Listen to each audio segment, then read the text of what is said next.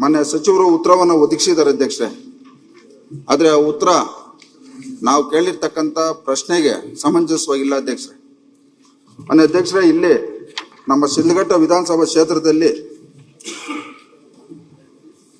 1918-19 ಇವತ್ತು slum board ಇಂದ 500 ಮನೆ ನಮ್ಮ ಕ್ಷೇತ್ರಕ್ಕೆ ಕೊಟ್ಟಿದ್ರು ಅಧ್ಯಕ್ಷರೇ. ಮತ್ತು 2021-22 612 ಮನೆ ಕೊಟ್ಟಿದ್ರು ಅಧ್ಯಕ್ಷ. ಒಟ್ಟು 1112 ಮನೆಯಲ್ಲಿ ಇವತ್ತು ನಿಜವಾಗಿ ನಮ್ಮ ಕ್ಷೇತ್ರದಲ್ಲಿ ನಿಜವಾದ ಫಲಾನುಭವಿಗಳಿಗೆ ಕೇವಲ 474 ಮನೆ ಮಾತ್ರ ಕೊಟ್ಟಿದ್ದಾರೆ ಅಧ್ಯಕ್ಷರೇ.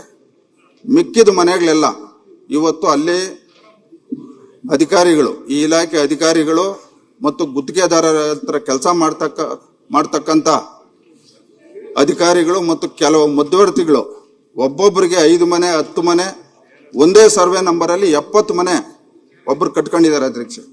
ಇದಕ್ಕೆ ಸಂಬಂಧಪಟ್ಟಂತೆ ಸುಮಾರು ಬಾರಿ ಮಾನ್ಯ ಸಚಿವರಿಗೆ ಮತ್ತು ಆ ಇಲಾಖೆ ನಾವು ದೂರು ಕೊಟ್ಟರು ಸಹ ಇದುವರೆಗೂ ಅವ್ರ ಮೇಲೆ ಯಾವುದೇ ರೀತಿಯ ಒಂದು ತನಿಖೆ ಆಗ್ಬೋದು, ಕ್ರಮ ಆಗ್ಬೋದು, ಆಗಿಲ್ಲ ಅಧ್ಯಕ್ಷರೇ.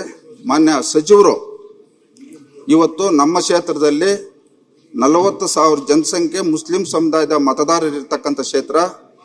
ಇವತ್ತು ಅವರು ಈ ಒಂದು ಇಲಾಖೆ ಸಚಿವರಾಗಿ ಇವತ್ತು ಮೊನ್ನೆ 2024-11-2025 ನಮ್ಮ ಕ್ಷೇತ್ರಕ್ಕೆ ಮಾನ್ಯ ಮುಖ್ಯಮಂತ್ರಿಗಳ ಜೊತೆ ಬಂದಂತ ಸಂದರ್ಭದಲ್ಲಿ ವೇದಿಕೆ ಮೇಲೆ ಸಚಿವರ ಹೇಳಿದ ತಕ್ಷಣ ಆ ಸಮುದಾಯದ ಮತದಾರರ ಜೇಕಾರಗಳು ಶಿಳ್ಳೆಗಳಾಗ್ತಾ ಇತ್ತು.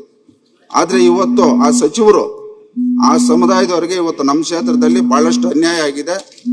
ಮಾನ್ಯ ಸಚಿವರು ಇವತ್ತು ಕ್ಷೇತ್ರಕ್ಕೆ ಸಂಬಂಧಪಟ್ಟಂಗೆ ಇವತ್ತು KMDCಯಲ್ಲಿ ಮಾನ್ಯ ಅಧ್ಯಕ್ಷರೇ, ಇದು ರಂಜಾನ್ ತಿಂಗಳು ಮುಸ್ಲಿಂ ಸಮುದಾಯದವರಿಗೆ ತೊಂದರೆ ಆಗಿದೆ. ನಮ್ಮ ಕ್ಷೇತ್ರದಲ್ಲಿ 25 ವಾರ್ಡಲ್ಲಿ ಇವತ್ತು ನಾವು ಜನಪ್ರತಿನಿಧಿಗಳು ಓಡಾಡಕ್ ಆಗ್ತಾ ಇಲ್ಲ, ಆ ಪರಿಸ್ಥಿತಿ ಇದೆ. ನೀವು ದಯವಿಟ್ಟು ದೊಡ್ಡ ಮನಸ್ಸು ಮಾಡಿ ವಿಶೇಷ ಅನುದಾನ ಕೊಡ್ಬೇಕು ನೀವು.